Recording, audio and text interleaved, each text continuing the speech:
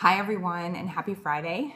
I'm sending you this message to continue on in the spirit of Katie and Jamila's messages earlier this week, to just give you a sense of some of the things that I am thankful for and celebrating, finding hope and optimism in, and just some words of encouragement and affirmation for you all before we head off into this break. And I decided to do this by video just because it's been such a long time since I've seen some of you, and so just wanted to at least virtually show you my face and hopefully make this feel a little bit personal. So I've been thinking a lot about what I'm thankful for in this time, and two things come to my mind. One is I'm actually really thankful that during this time of change and downsizing and climate shifts, that I am working for Teach for America, and in particular in TPSD and on this particular team. I have experienced some, or in some cases all, of these exact same things in a couple of other work contexts. And I've also experienced these things as a child of a dad who experienced these in his own work environment quite often growing up. And I have seen people's humanity really sidelined in the process of organizational change and downsizing and a challenging climate. Both myself, I have watched or experienced myself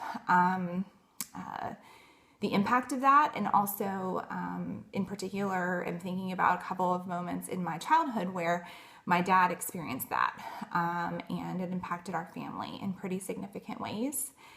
And so I am really encouraged and grateful for the ways I'm seeing our leadership model our core values and really model a people first mentality. And I am committed myself to ensuring that we continue that forward. So I'm celebrating that and very thankful for that. I'm also just celebrating the power of the work that is happening on our team and the real impact I believe it's having in classrooms and in the lives of students.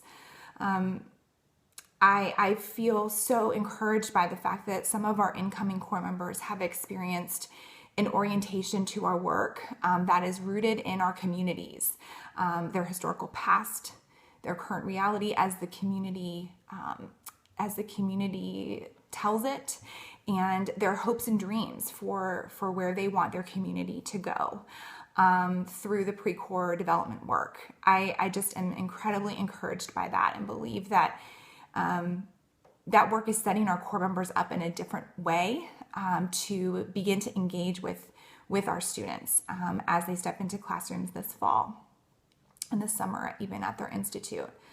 I'm also really encouraged that students learning and their feelings of love and security and community are growing through the very important real-time teacher coaching work that I've been able to see Katie Campbell doing, both in classrooms with core members in the Piedmont Triad, and also in the way that she's been developing Kiana in ENC to do that coaching work herself. So I could name several other incredible examples of this, but this really girds me up at a moment where it's clear to me that our students are the ones who can and will be the change.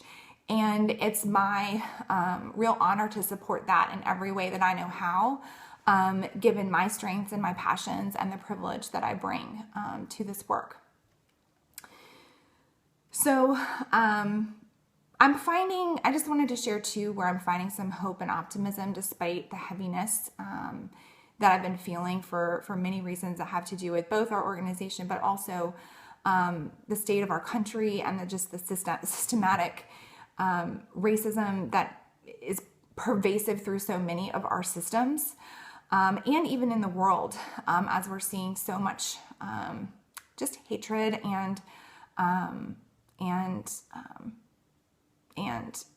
violence throughout many portions of our world. So I'm finding mostly the hope and optimism through my community. And I mean that word in many different senses. I'm finding that optimism through my immediate family and just through moments of joy during this holiday season as I'm watching my daughter Nora, bake cookies with my mom, or I'm feeling this new baby kick in my tummy and the life that I believe that this little girl is going to lead. I'm also finding it through conversations with former students and the way that they are thinking about and processing and really advocating for and being leaders toward change.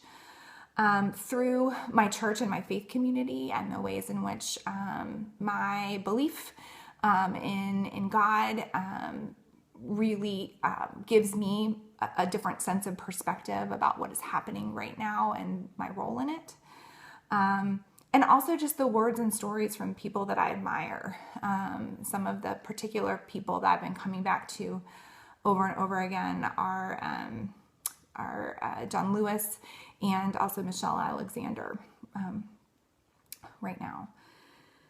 So lastly, I just wanted to say as I close out that I really believe in this work at this time, in this space, and with you all. And I'm really committed to being here and being in it with you all.